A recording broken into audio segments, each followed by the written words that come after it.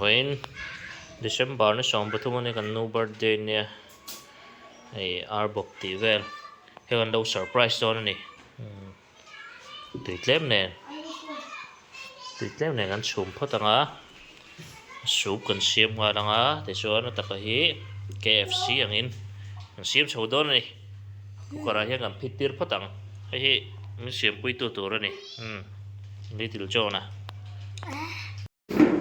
purun sen pum ni an thlakanga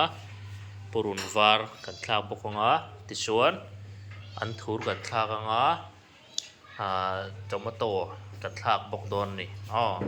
em ti thur deuh sek turin na sengin asa kan lak chho huna hi chu purun vel tenen kan chuk min photanga chumi zo asuk tur kha kan bol sang leang kan du tok tonga vai thum vel kan phida ta hianin enga so thing te purun var te kha kan thlak ani chora sa hi kan phor chuanga ta hianin so thing purun var chi ti te oil te red chili te kha kan mix le a ngai kan tat le don ani mo ti chuan enga chicken masala kan thlaka adu lo tan chuan atil lo thei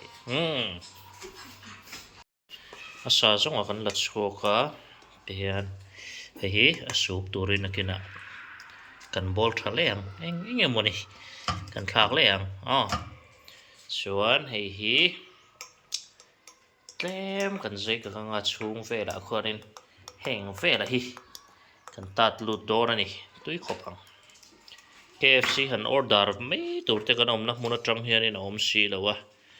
chawang chuanin ti hianin kan han siam chop dor ani hian red chili te tel te nen khanin so thing te purun var te nen khanin han met zole tapa hi kan sei kaka kak chunga te hian kan thuna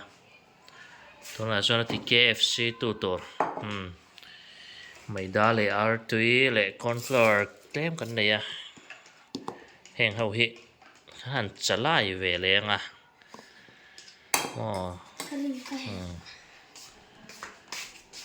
siam ve lenga heng tin nge to paron chuang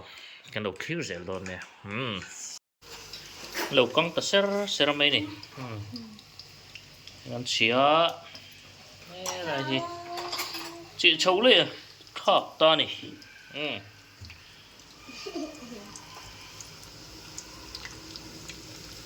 chân lên tầng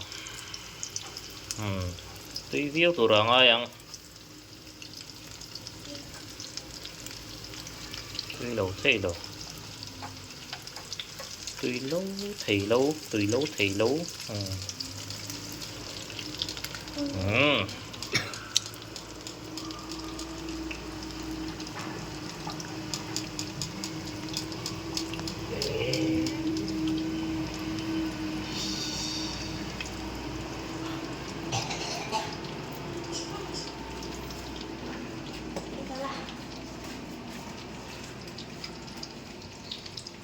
căng dầu ta này chuan spicy han chum le lok ang tu na ile in lam na boi pui po rel tram to he ta spicy chips coke